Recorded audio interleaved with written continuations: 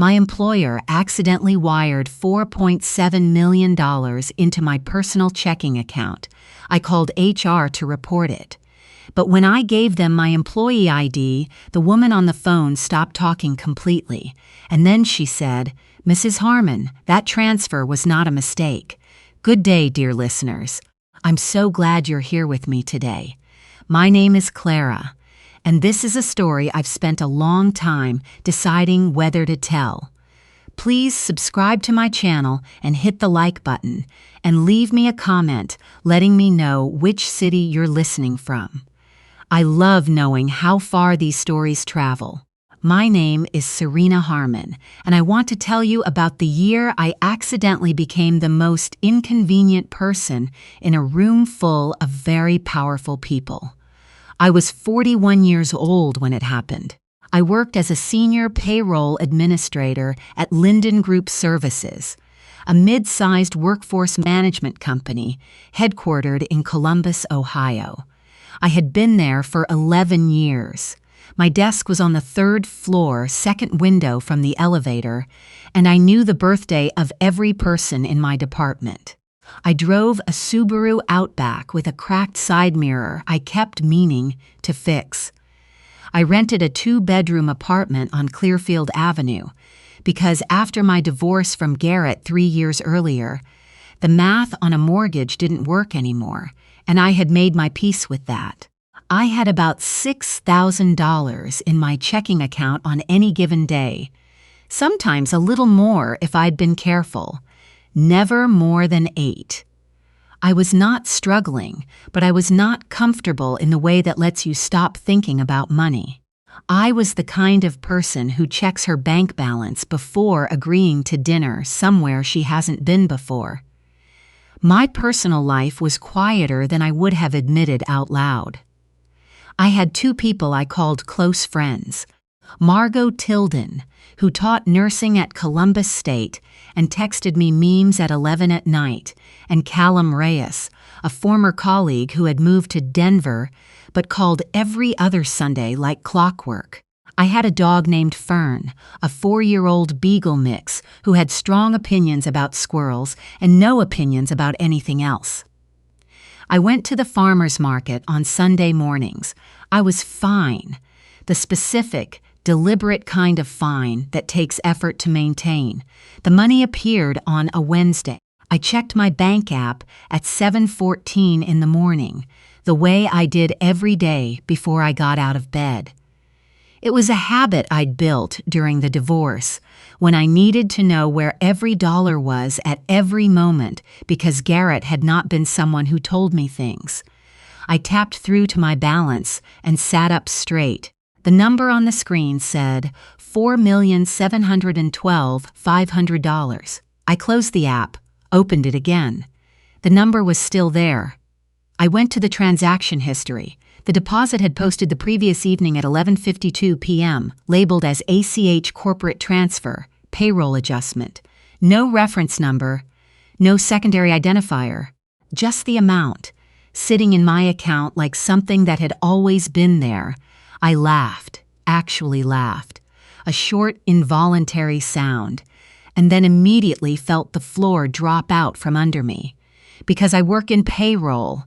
I have worked in payroll for 15 years across 3 companies, and I knew, with the precise and unpleasant certainty of someone who processes large wire transfers for a living, that $4.7 million does not end up in a personal checking account by accident and then quietly go away. Something had gone wrong somewhere in a system I understood intimately, and the fact that it had landed in my account specifically was either the most improbable coincidence of my career or something else entirely.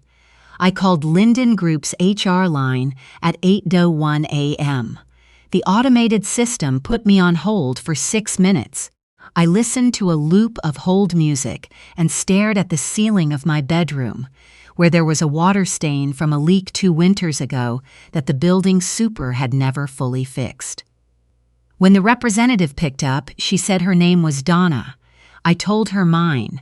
I gave her my employee ID. I told her I was calling about an incorrect payroll deposit to my personal account, and I read her the amount. Donna went quiet. It wasn't the quiet of someone checking a screen or pulling up a file. It was the particular silence of someone who has just heard something that has stopped them. A held-breath silence. It lasted long enough that I said, "Hello," to check she was still there. She was. "Miss Harmon," she said, and her voice had changed, gone careful and slightly formal. "I'm going to need to transfer you to our corporate accounts division. Someone will follow up with you directly." "Wait," I said. "What does that mean? Can you at least confirm whether this is an error?" "I'm going to transfer you now," she said. "Please hold." The hold music came back. I sat on the edge of my bed with the phone pressed to my ear and thought about what had just happened. Not what she'd said. What she hadn't said. She hadn't told me it was an error. She hadn't said they'd look into it, or that she'd flag it, or that I shouldn't worry. She had heard my name and gone silent. The corporate accounts line rang 9 times and went to voicemail. I left a message. Precise, professional, the way you leave a message when you know it may matter later. My full name, my employee ID, my direct number, the amount, the date of the deposit, said twice. I hung up and sat with Fern, who had wandered in from the living room and put her head on my knee with the mild, uncomplicated sympathy of an animal who senses something is wrong without needing to understand it. I went to work.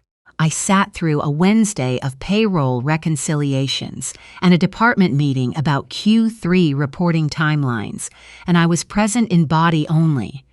My mind was doing what my mind does when something doesn't add up, running the possibilities, building the list. Misdirected ACH transfer. Fat finger error at the originating institution. Test transaction from IT that escaped the sandbox. These were the reasonable explanations, the ones that ended with an apologetic email, a reversal by Friday, and a mildly interesting story to tell Margot. But I kept coming back to Donna's silence. I had worked in payroll long enough to know what a routine error correction sounds like. A rep who'd just spotted a misdirected transfer would say, "Oh yes, I see it. Let me flag this for a reversal." She wouldn't go quiet. She wouldn't transfer me to corporate accounts. Corporate accounts handled external partnerships, vendor contracts, institutional transactions. It was not where you sent a confused employee who'd received an extra zero in her direct deposit. Unless the transfer hadn't come from payroll at all. By the time I drove home that evening, I had begun to think about a name I hadn't thought about in 2 years. My ex-husband, Garrett Harmon, had left Linden Group 18 months before I did, or rather, Linden Group and Garrett had parted ways under circumstances that were never fully explained to the rest of us, and that Garrett himself would only describe, when I'd asked, as a difference in strategic vision. We'd been separated by then. The divorce was finalized 4 months later. I had kept my job, my apartment, my debt, and a very specific distrust of men who describe things vaguely. What I had not kept, because I hadn't known to ask about it, was any understanding of what Garrett had actually been doing in the 18 months before he left the company. His title had been Director of Corporate Partnerships. A broad title, the kind that can mean many things. At the time, I hadn't thought to look more closely. I thought about it now. I made dinner I didn't eat. I sat at my kitchen table with Fern asleep under my chair and a yellow legal pad in front of me, and I started writing.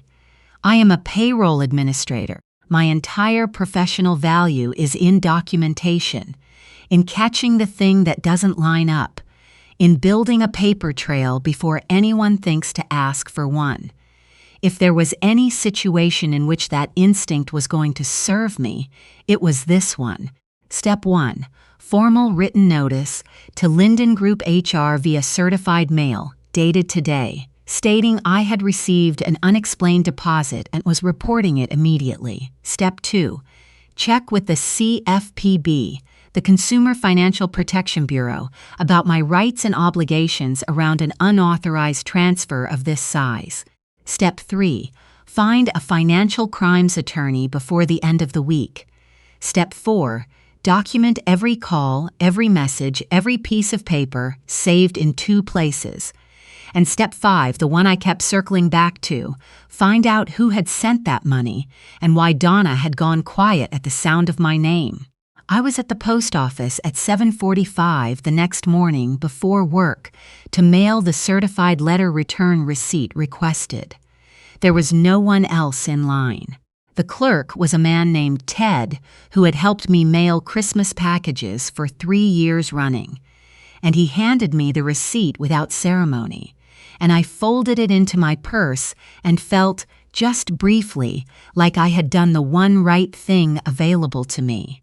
I found Philip Okafor through a referral from a colleague who had gone through an employment dispute 2 years earlier and said only that he was the most thorough person she had ever met.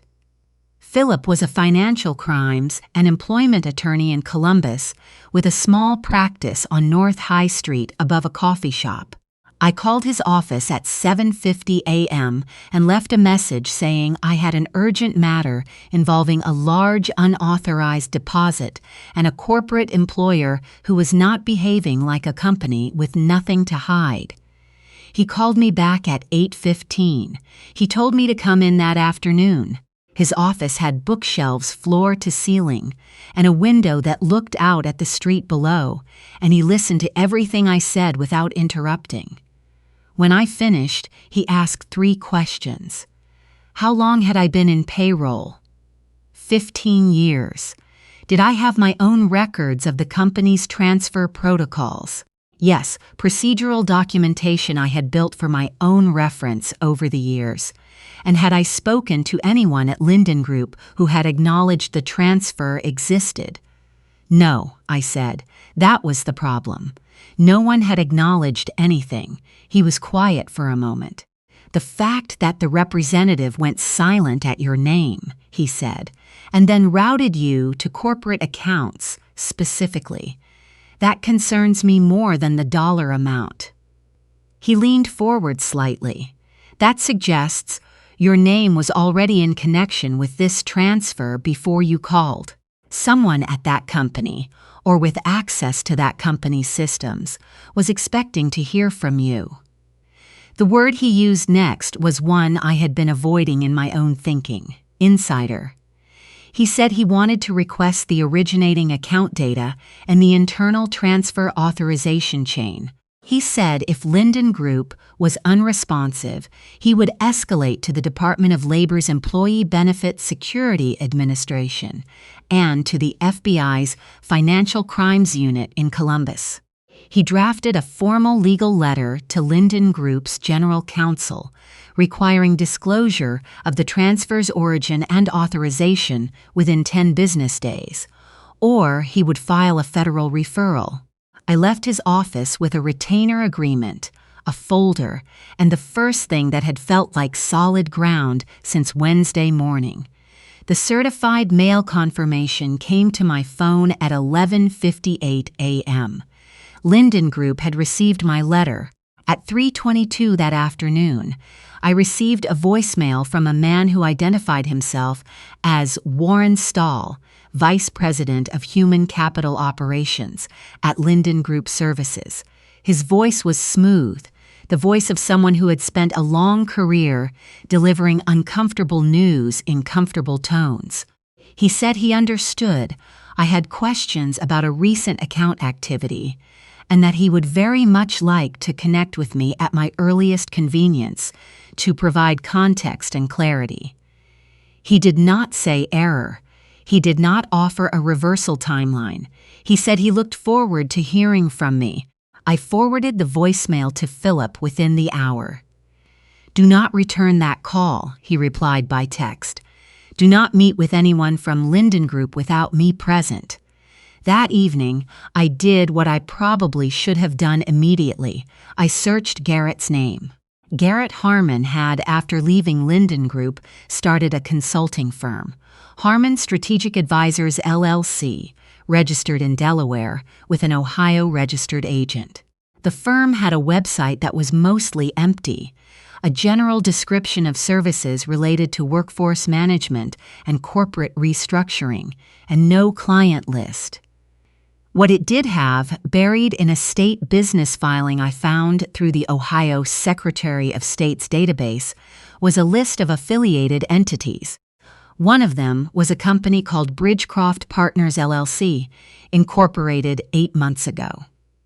Bridgecroft Partners' registered agent in Ohio was listed as Thomas Harker, an attorney in Westerville, whose firm I recognized from compliance continuing education materials. He was not someone you hired for small matters. I looked up Bridgecroft Partners separately. There was almost nothing public, but in a 2-year-old LinkedIn post from a business networking event in Cincinnati, I found a photo of 4 people at a conference table under a banner for something called the Midwest Corporate Finance Summit. One of them was Garrett. One of them was a woman I didn't recognize, tagged as Isabel Crane, Senior Director of Financial Operations, Linden Group Services. I stared at that photo for a long time. Isabel Crane was the woman who had, for the past 3 years, controlled the authorization chain for all corporate ACH transfers over $500,000 at Linden Group. I had processed payroll under her systems. I knew her protocols. I had never met her in person. And she was photographed 18 months before an unexplained $4.7 million arrived in my account at a business event with my ex-husband. I sat back in my chair and felt the particular cold clarity of someone who has just understood the dimensions of the thing they are standing inside. This was not random. I had been chosen, and the people who had chosen me were not strangers. Philip filed the formal referral to the FBI's Financial Crimes Unit and the Department of Labor's Wage and Hour Division on a Friday morning. He simultaneously sent notice to Linden Group's general counsel that his client, a current employee who had received an unauthorized transfer of $4,712,500, had filed federal referrals, and that Linden Group's failure to respond to 2 requests for documentation within the statutory window had been noted and preserved. I was not present for the filing. Philip had told me to go to work, change nothing about my routine, behave like a woman with nothing to hide, which I was, so it required very little performance. I drove to the office. I reconciled payroll files. I ate a sandwich at my desk at noon and thought about nothing except the sandwich for approximately 4 minutes, which was as close to a break as I could manage. I called Margot that evening and told her, in the vague terms Philip had advised me to use with everyone outside the legal process, that I was dealing with a complicated situation at work that had become more complicated than expected. She said that sounded like the beginning of a true crime podcast and offered to bring takeout Thai. I said maybe next week. She said the offer stood. I hung up and sat on my living room floor with Fern in my lap and tried to feel like a person with a normal life. The first contact came 8 days later. I was in my car in the parking garage below Linden Group's building, about to drive home, when my phone rang from a number I didn't recognize. I answered, Serena. A woman's voice, controlled, warm with practice. I think we're overdue for a conversation. I knew before she said her name, Isabel Crane. She told me she'd been trying to reach me through appropriate channels, as though HR and corporate accounts were mutual acquaintances we'd both been playing phone tag through, and that she wanted to explain what had happened, that there had been a miscommunication internally that had gotten unnecessarily complicated. Her tone was the kind of tone designed to make the other person feel they are the one making things complicated. Any conversation we need to have should go through my attorney, I said. His name is Philip Okafor. I'll have his contact information sent to whatever number you'd like. A brief pause. Serena, attorneys escalate things that don't need to be escalated. This is resolvable between the two of us. Isabel, I said, and I was genuinely surprised by how steady my voice was. I filed a federal referral 9 days ago. This is no longer between the two of us. Please contact Philip Okafor. I ended the call. My hands were shaking when I put the phone down. I sat in the parking garage and breathed deliberately for 2 minutes. Then I called Philip and recited the entire conversation from memory. I had started keeping my voice memo app running in the car, a precaution Philip had suggested, and I had it. Garrett called 3 days after that. His number I recognized immediately. I had deleted it from my phone the week after the divorce was finalized, and I knew it anyway, the way you know certain things that have been written into you by circumstance. I didn't answer. He called twice more. On the third attempt, he left a voicemail. His tone was nothing like Isabel's. Where she had been polished, Garrett was pressurized. The voice of a man who has spent a long time being accommodated and is disoriented to find that it's not happening. He said the deposit had been misrouted, a careful word chosen carefully, and that there was a straightforward path to making the whole thing go away quietly for everyone, and that I should really think about what I was doing before I made things worse for myself. He said he was trying to help me. He said he would be in Columbus on Thursday and that we should meet. Philip forwarded the voicemail to the FBI's financial crimes contact within 40 minutes of receiving my recording. On Thursday, Garrett did come to Columbus. He came to my apartment building. I watched him on the intercom camera without buzzing him in. He stood in the vestibule for 5 minutes. He pressed the call button twice more. He left. I had installed a doorbell camera 4 days prior on Philip's advice. I had the footage. The following Monday, Philip called to tell me that Linden Group Services had received a federal subpoena for all payroll transfer records and internal authorization documentation related to corporate ACH transactions over $100,000 in the previous 18 months. A secondary subpoena had been issued to Bridgecroft Partners LLC's registered banking institution in Delaware. The machine was moving. I had set it in motion. I had not stopped it, and it was moving. I gave myself 4 days after that to simply function without reading legal documents at night. I went to the farmer's market on Sunday. I had dinner with Margot on Tuesday and didn't talk about any of it, and she had the grace not to ask even though I knew she wanted to. Fern slept at the foot of my bed. I went to the park and watched her chase a stick she never successfully caught and felt, briefly, like a person who was going to land on her feet.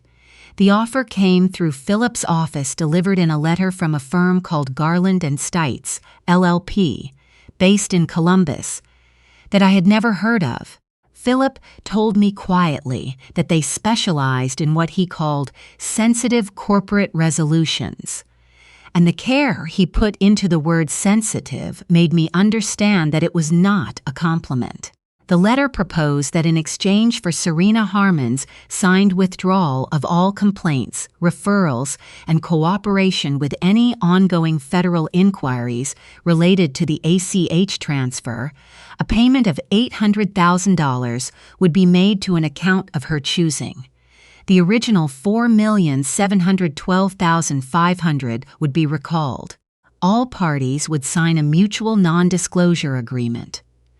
The letter used the word resolution 6 times. I sat in Philip's office and read it twice.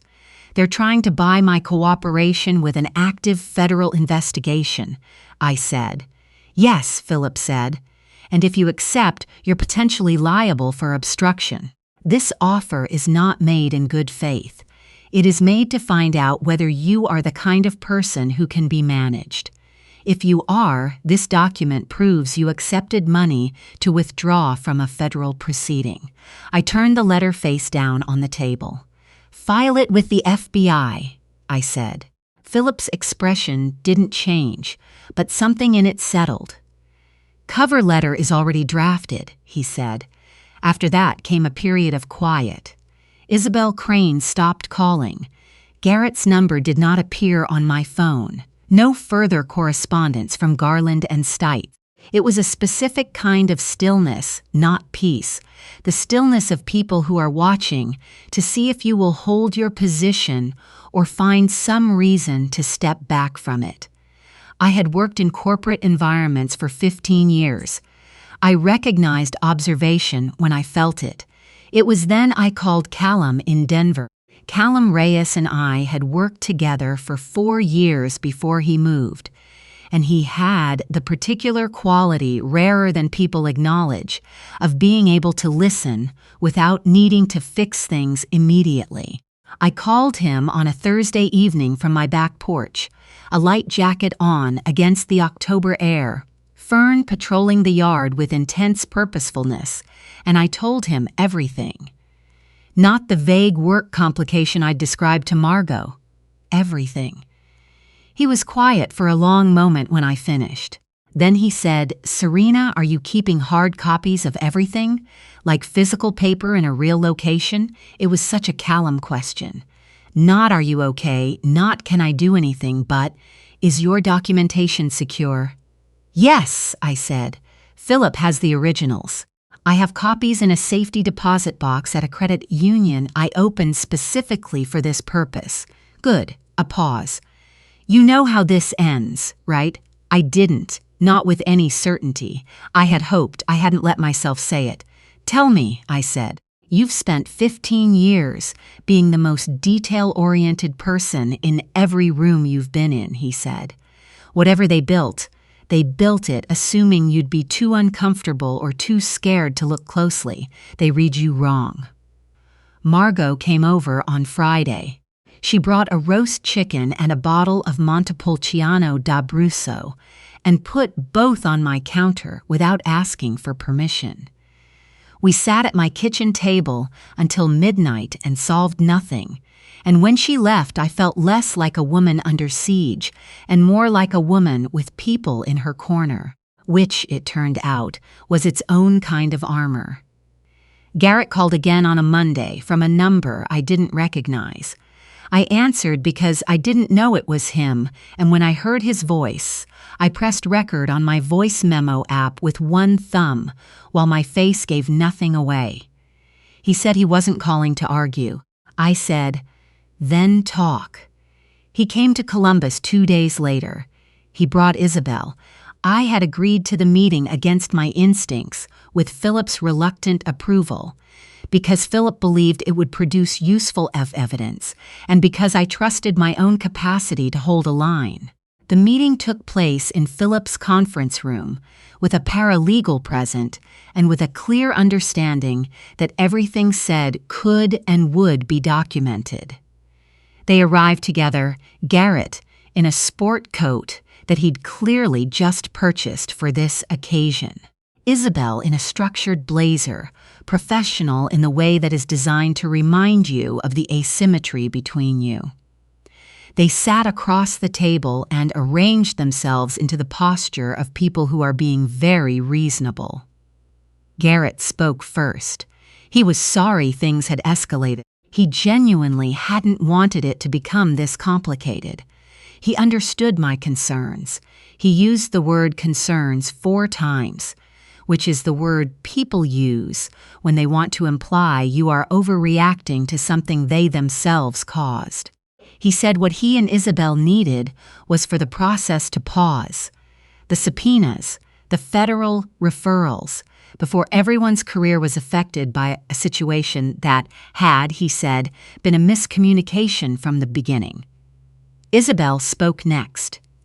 She was more precise than Garrett, which made her more dangerous. She said she understood I had been placed in an unfair position, language that removed the fact that the position had been constructed, and that she had enormous respect for what I had done to protect myself. She said she had followed my career from a distance over the years, and that she had always been aware, in the way women in corporate environments are sometimes aware of one another across departments, that I was someone who didn't miss things. Then she tried something different. She shifted slightly towards something almost collegial, almost conspiratorial, as though the two of us were having a different conversation than the one Garrett was following. She said she understood the realities of being a woman in a financial operations role, the way your work was always the invisible infrastructure everyone depended on and no one credited. She said she thought I was smart enough to recognize the practical reality of my situation. She said she had taken a look at my current circumstances, my apartment lease, my salary band, and that she hoped I understood what this offer represented for someone in my position. She was not making an offer. She was reminding me how small she believed I was. I let her finish. "I understand exactly what you're doing," I said. Neither of them responded. "You built this on the assumption that I'd feel too outmatched to fight it, that the sensible thing, the practical thing, would be to take the money and sign the NDA and go back to being someone no one notices." I looked at Garrett, then at Isabel. "You put that transfer in my account because my name was attached to payroll systems at Linden Group, because if federal investigators found it, there would be a real person to point to. Someone with clearance, with access, with a history at the company, someone who looked like a reasonable suspect." I set my hands flat on the table. "You chose me because I was supposed to be too ordinary to look back." Garrett's expression dropped, not dramatically, but cleanly, the way composure falls when a person decides it's no longer serving them. "Serena," he said, and his voice had gone flat. "You don't fully understand what you're doing." "This meeting is over," said Philip's paralegal, standing. They left. Isabel held the door for a moment after Garrett walked through, and she looked at me across the conference table with an expression I could not entirely read. Not anger, not contempt, something more precise than either. The expression of someone cataloging a miscalculation. She held it for a long second. Then the door closed. My heart was louder than I wanted it to be on the drive home. Garrett's words, "You don't fully understand what you're doing," ran once in my mind. Isabel's last look ran alongside it. I let them both play out. Then I let them become something I used instead of something that used me. I had sat in that room and not moved. I had not softened when Garrett tried to make it feel like something we could resolve, like people who had once been close. I had not been flattered when Isabel tried to make acceptance feel like intelligence. The fear I felt was real, and I acknowledged it, and it did not change my direction. The federal interview was scheduled for a Thursday in February at the Cincinnati field office of the FBI's white-collar crime unit, because the Bridgecroft Partners entity had been incorporated through a Cincinnati area attorney, and several of the relevant transactions had been initiated from financial institutions in that district. I was not the subject of the investigation. I was the witness. Garrett Harmon and Isabel Crane had both received grand jury subpoenas. They arrived with separate attorneys, which Philip noted with quiet satisfaction, because it meant their unified strategy had fractured, and each was now primarily managing their own exposure. Philip had prepared me for 5 weeks, not for performance, for precision. "You describe what happened in the order it happened," he said. "You use your documents. You don't speculate about their intentions. You don't explain things they didn't ask you to explain. The case makes itself. Your job is to be the most credible person in the room." I wore a dark gray blazer and my most comfortable flat shoes, and carried a folder I had been building since October. Every call, every voicemail, every certified mail receipt, every text message, the doorbell camera footage of Garrett standing in my apartment building, vestibule, and pressing the call button twice. LinkedIn photo of Garrett and Isabel at the Midwest Corporate Finance Summit, the Bridgecroft Partners Entity Registration, the Garland and Stites offer letter with its 6 uses of the word resolution, the Ohio Secretary of State filing with Thomas Harker's name as registered agent, all of it organized chronologically, indexed, cross-referenced. I had built similar structures my entire career. The difference was that this one was about me. The night before, I sat at my kitchen table and went through the folder one final time, not to memorize it, to inhabit it. Each document was a moment I had lived through and chosen to record.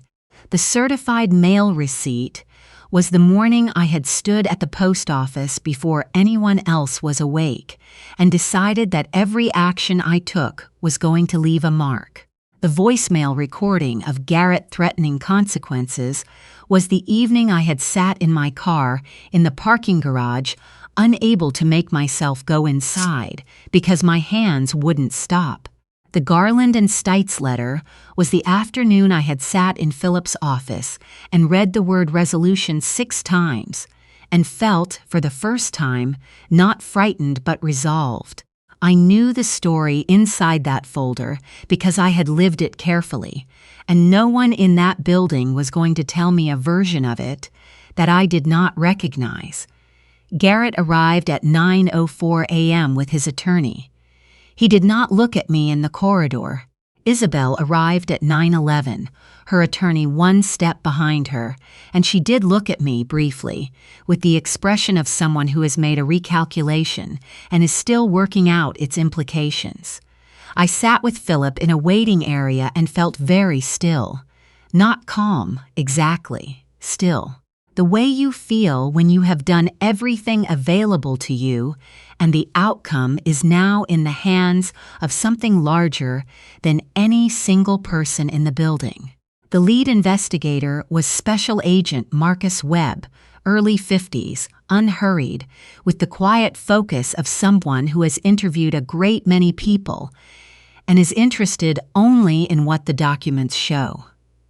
I gave my account first, chronologically, with my folder open and each piece of evidence offered as I reached it. Agent Webb asked 14 questions. I answered 13 with documentation and 1 from memory. The session took 45 minutes. Then Garrett and Isabel were brought in together at their attorney's joint request. I was not present. I sat in the corridor with Philip and drank coffee from a machine that produced something technically describable as coffee. And I watched Vosstain on the drop ceiling tile and thought about how the most consequential things in a person's life happen in rooms that look entirely unremarkable. Webb debriefed Philip and me before we left. The subpoenaed records from Bridgecroft Partners Delaware banking institution showed that $4,712,500 had been transferred from a Bridgecroft account to Linden Group Services internal operating account on the evening of October 7th. The intended recipient within Linden Group's system, according to Bridgecroft's own internal transaction notes, subpoenaed from their email server, was an internal holding account that Isabel Crane had established 8 months earlier, ostensibly for a vendor prepayment reserve. That account shared a routing suffix with my direct deposit profile in Linden Group's payroll system, because Isabel had set it up using the payroll platform she managed, and the account numbers were adjacent in the system by 1 digit. The money had landed in my account because of a real error. 1 digit. But the email chain also showed that Isabel had identified the misdirected transfer within 90 minutes of it posting. She had not initiated a recall. She had not flagged it for compliance. Instead, she had sent a message to Warren Stahl, the VP who had called me, and to a third party whose identity the subpoena was still working to establish, noting the routing anomaly and suggesting they allow it to settle and assess options. She had then had Donna in HR instructed to route any calls from Serena Harmon to Warren Stahl directly and not to confirm or deny any transfer details. When Garrett and Isabel were shown this correspondence separately, their accounts of who had made the decision to allow the funds to remain split apart immediately. Garrett said Isabel had acted unilaterally. Isabel said the Bridgecroft transaction structure had been Garrett's design from the beginning, and that she had simply managed what she'd been put in to manage. Each pointed at the other with the efficiency of two people who had rehearsed a unified strategy and then, under the weight of documented evidence, abandoned it simultaneously. Webb had noted the divergence and asked each of them a series of follow-up questions about the timeline. When had each first learned of the misdirected transfer? Their answers were incompatible by 6 days. At least one of them was lying about the sequence, possibly both. When Philip and I walked to the elevator at 12:40 p.m., I carried my folder under my arm and felt something I hadn't felt since October. The specific clean feeling of a person who has told the truth and watched it hold under examination. The grand jury indictments came down in late April. Garrett Harmon was indicted on 4 counts: wire fraud, conspiracy to commit money laundering, obstruction of justice for the voicemail he had left me, and unauthorized access to an employee's financial account information. Isabel Crane was indicted on 5 counts: wire fraud, money laundering, conspiracy, misuse of a corporate payroll system to access employee financial data, and filing a false corporate account registration within Linden Group's internal banking structure. Warren Stahl, VP of Human Capital Operations, was indicted on 2 counts of conspiracy and 1 count of accessory after the fact. He had instructed Donna to misdirect my calls, had known about the transfer within 24 hours, and had done nothing because Isabel Crane had managed his department's vendor relationships for 6 years, and he had considered that relationship worth protecting. The Department of Labor opened a formal investigation into Linden Group Services' internal authorization controls.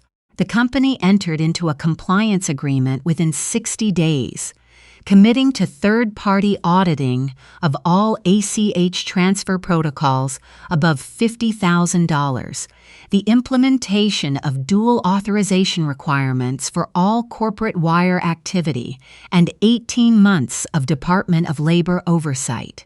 They also issued a written apology to me, signed by the CEO, which Philip had framed and placed in his office as what he described as a monument to what happens when companies decide that certain employees are not worth protecting.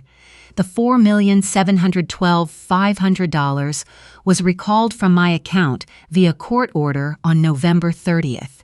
My balance returned to $5,843, minus the $112 I had spent on certified mail, safety deposit box fees, and a new doorbell camera.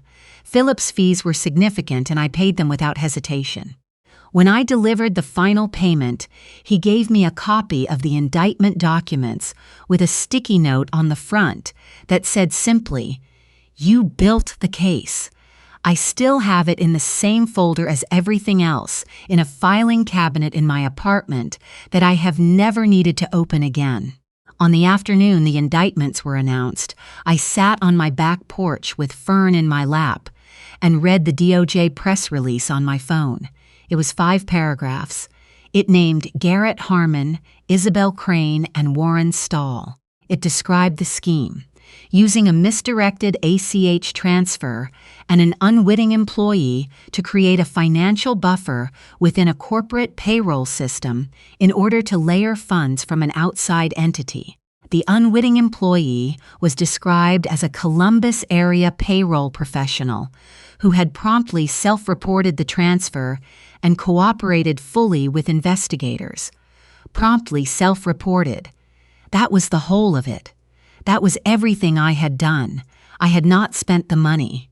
I had not been convinced that my smallness was a reason to accept what they were offering. I had not been managed. I had done the thing that is supposed to be obvious and turned out, in practice, to be uncommon. I had told the truth the first morning, and I had kept telling it through the silence on the HR line and the voicemail from Warren Stahl and the conference room where Isabel tried to make me feel like a person too practical for principle. Every time I had told the truth, and it had held. Callum called that evening. "Told you," he said. "You told me," I said. "How do you feel?" I thought about it. Fern had relocated from my lap to the porch steps and was watching a moth with professional intensity. "Like I'm exactly where I'm supposed to be," I said. "Like myself." Margot came over on Saturday with actual champagne and the ingredients for her mother's lasagna, which she made entirely without instruction or recipe, from memory, the way people make things they have made 100 times.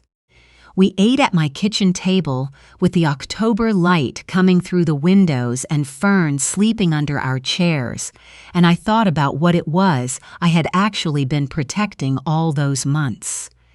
Not the $4.7 million, which had never been mine and which I had never once considered keeping. Not my career, though I had protected that too.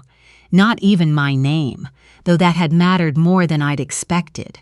It was this, the table, the friend, the dog, the ordinary Friday evening that was mine because I had refused to trade it for something that would have cost me everything else. Garrett's trial was set for September. Isabel's attorney filed multiple motions for severance from his case. All were denied. Warren Stahl negotiated a plea agreement in June, agreeing to testify against both Garrett and Isabel in exchange for reduced charges. His testimony, Philip told me, was the structural foundation of the prosecution's case. The text messages between Warren and Isabel, recovered from a corporate server backup that IT had not thought to purge, showed a documented decision to use my account as a buffer and to conceal the transfer from compliance review. I gave my notice at Linden Group in May, professionally, with appropriate gratitude for 11 years that had mostly been fine. I spent 3 weeks training my replacement and left on a Friday. In July, I joined a boutique financial compliance consulting firm as a senior analyst, working on ACH fraud prevention and corporate transaction monitoring. The work was harder, more interesting, and paid nearly 40% more. It used everything I knew and then required me to know more, which is the specific satisfaction I had been missing without being able to name it. I kept my apartment on Clearfield Avenue. I got the cracked side mirror on the Subaru fixed, finally, in August. I painted my living room a deep, warm terracotta that I had been thinking about for 2 years and had kept deciding was impractical. It turned out to be exactly right. Callum came to Columbus in the fall.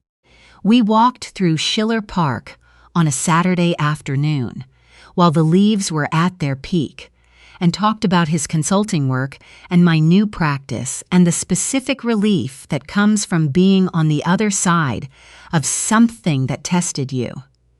He had brought good bourbon. We drank it on my back porch in the evening, while Fern conducted her patrol of the yard with the grave diligence of an animal who takes her responsibility seriously, and the city made its quiet sounds beyond the fence line. "Do you think about it a lot?" Callum asked. "Less than I expected to," I said, and that was true. The events of that year had the quality of things fully processed. Present when I called for them, not intrusive when I didn't. They had changed me in the direction of clarity. I knew what I was capable of now, the fear and the steadiness both, and I had seen them coexist without canceling each other out. Garrett Harmon was convicted on all 4 counts and sentenced to 6 years in federal prison. Harmon Strategic Advisors LLC was formally dissolved the following spring. Its only significant asset, a commercial lease in a downtown Columbus office building, returned to the landlord in a court-supervised proceeding. Isabel Crane was convicted on 4 of 5 counts. The jury acquitted her on the internal registration charge on a technical evidentiary ground that her attorneys had been strategically aiming for, and which made no meaningful difference to her sentence. She received 5.5 years. The judge noted in sentencing that her decision, made within 90 minutes of discovering the misdirected transfer, to allow it to remain in an innocent employee's account rather than correct it, had placed that employee at risk of federal prosecution for a crime she had not committed and had no knowledge of. That decision, the judge said, reflected a deliberate willingness to use a colleague as a buffer for personal financial protection. I was not in the courtroom. Philip sent me the sentencing transcript. Warren Stahl, whose testimony had been, as Philip described it, thorough and deeply unfortunate for his co-conspirators, received 14 months and was permanently barred from holding a managerial role in any HR or payroll function. Linden Group Services replaced its entire corporate accounts and private client leadership within 8 months of the compliance agreement. The company's stock lost 11% in the quarter following the regulatory announcement. By the following year, it had substantially recovered. I read about it in a 2-paragraph item in a Columbus business publication and set the paper down and finished my coffee. I closed my direct deposit account at the bank Linden Group had used and moved everything to a credit union on the west side. There were 3 things I understood at the end of that year that I had not understood at the beginning. The first, ordinary people are not chosen by accident. They are chosen because someone has decided they won't look back. The second, the most powerful thing you can do inside a system designed to confuse you is to document every moment, from the first one, and find the person who knows the rules better than the people who are breaking them. The third, an offer of money, silence, and the suggestion that you are too small and too practical to fight. These are not facts. They are tactics. They are what people use when they were afraid of what you might do if you stay. I stayed. What would you have done if you had found $4.7 million in your account, and the company that put it there told you it wasn't a mistake?